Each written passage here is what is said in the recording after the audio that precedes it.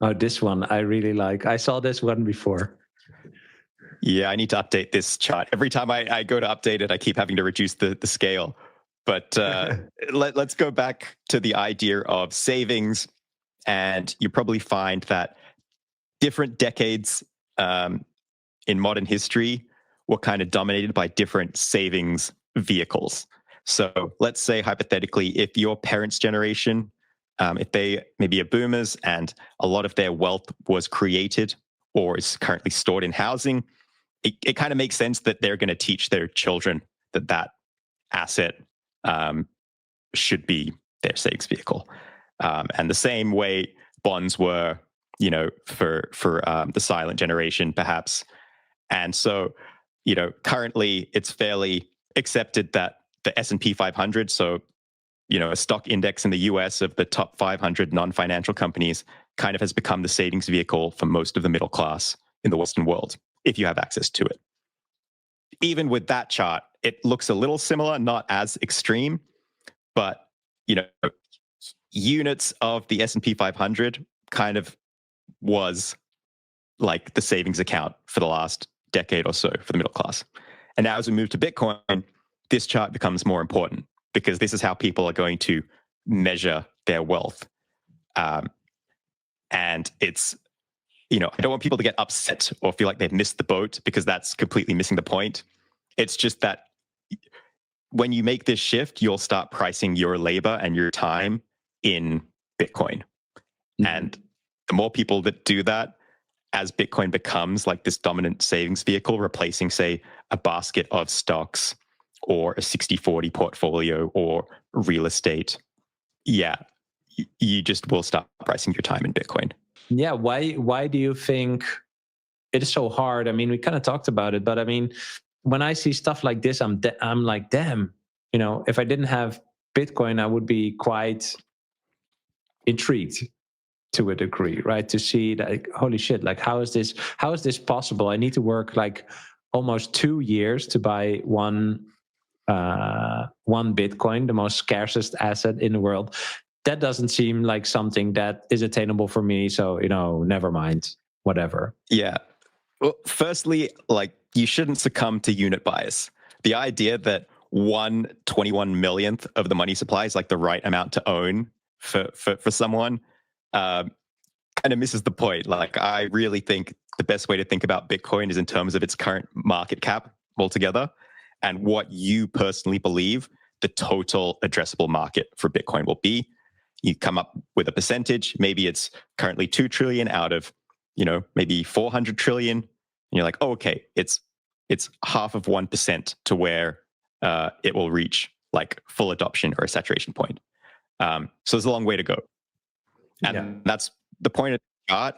If you look at the trajectory, like say you put 1 hour of your work into Bitcoin today, and then 10 years from now, someone else is probably going to have to work 100 hours to get what you got for 1 hour today. Yeah. So it's just saying that like time is very valuable. This is still an amazing opportunity to store wealth. The next generation or your grandchildren are going to be working exceptionally hard for a fraction of what you can purchase today with an hour of work. All the money you have today is worth the most today, and tomorrow it's already worth a little bit less, and the next week a little bit more, and then next year 8 to 12% effectively more, and on and on and on. And here you see a clear trajectory which is up when you think about the purchasing power of Bitcoin expressed in time, but eventually you earn your reward by applying your energy and time, right? Like that's literally your productivity. So that's the key word again, going back to what you said earlier about productivity, is you see this chart and all this is the greatest incentive possible for people to be more productive and create value for others. Mm-hmm. So everyone should be rooting for this chart to continue going up because the world gets better the more this trend continues.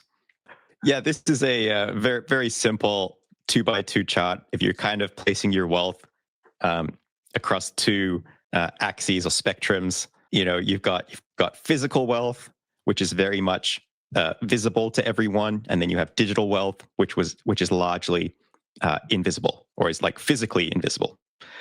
So you compare a building to maybe a stock on your trading app, and then the other dimension is mobile versus stationary. Or another way to look at that is like non-custodial or custodial. Like, do you need someone else's permission to use it, or to move it? Now, we never had something that filled the lower right quadrant until Bitcoin was invented, and most people aren't going to really care or think about this, the benefits of Bitcoin in this way if you're from a very stable Western country. But then the opposite is also true, is that most of the world does not live in a stable Western country, and maybe does have threats around their wealth being confiscated, or risks of having to leave where they currently live. They will deeply appreciate portable, non-custodial wealth that is also invisible. That argument of like, it is not physical, so it's not real, is nonsense. But again, in the context of money, it's not a strange argument, right? Like, they have had like a crazy marketing campaign, cash is king, etc. Like, gold you can hold, and the bills in your hand you can hold. And I think that is actually why people don't see the digital aspect of Bitcoin being valuable, because when they contrast it with real money should be tangible. Yeah.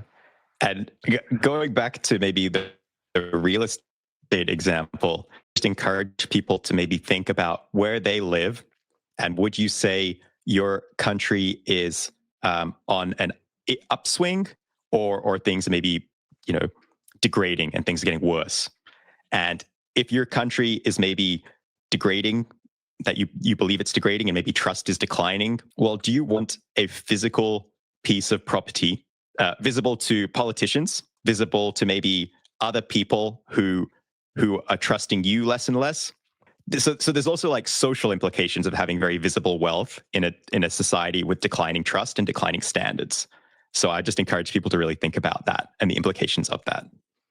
I always find it interesting when I see these videos where people flex their gold bars, and they have like 30 kilos of gold bars or whatever. And I'm like, that is so not practical. But I think, maybe that's me, but I was never interested in gold, because I never understood, like, there I actually really saw the physical aspect is a burden.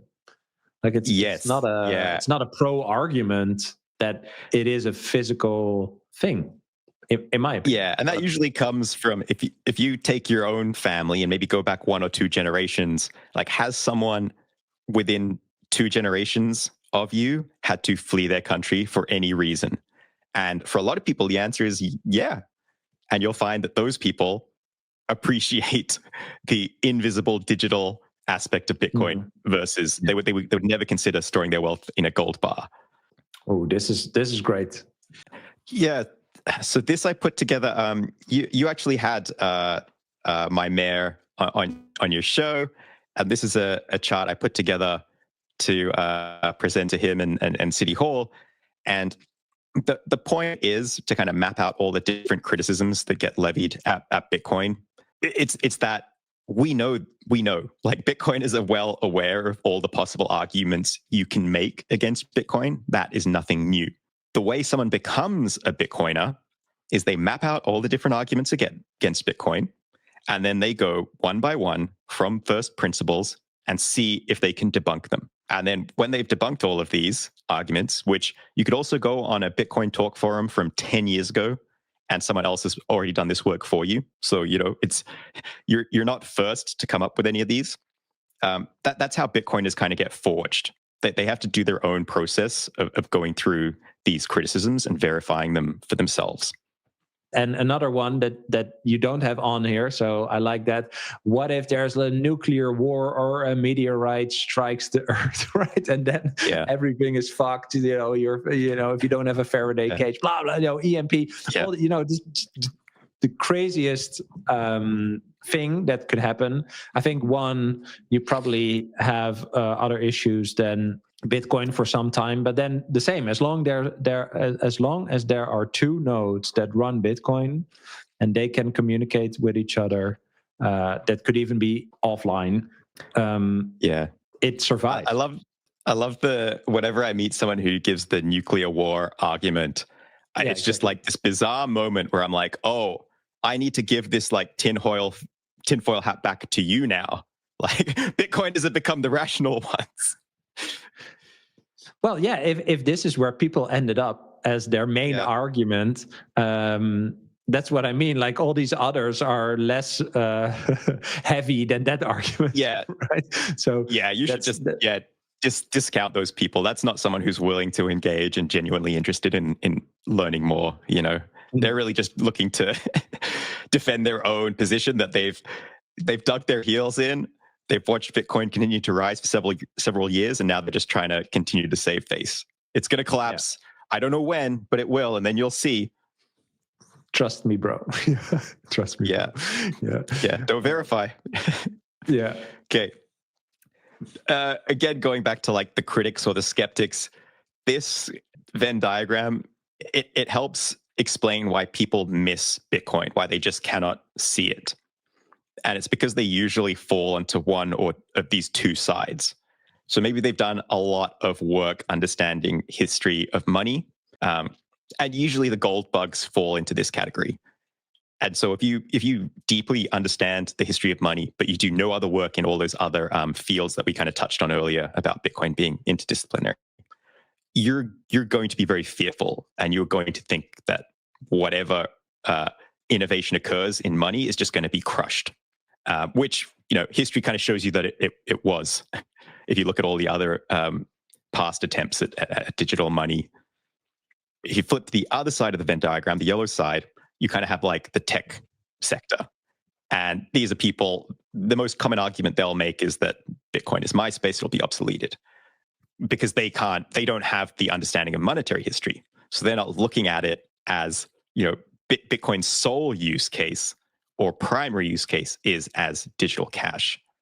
So if you don't have these two pieces of knowledge, you're blind to it. You have to look at Bitcoin from both perspectives. This is why Bitcoin kind of hides in the middle of it.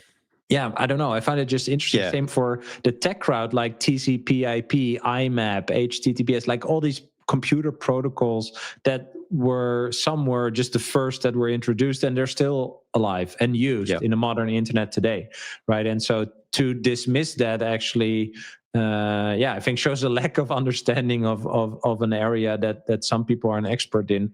I'm especially fascinated with all the Silicon Valley tech bros that many of them are still fading Bitcoin.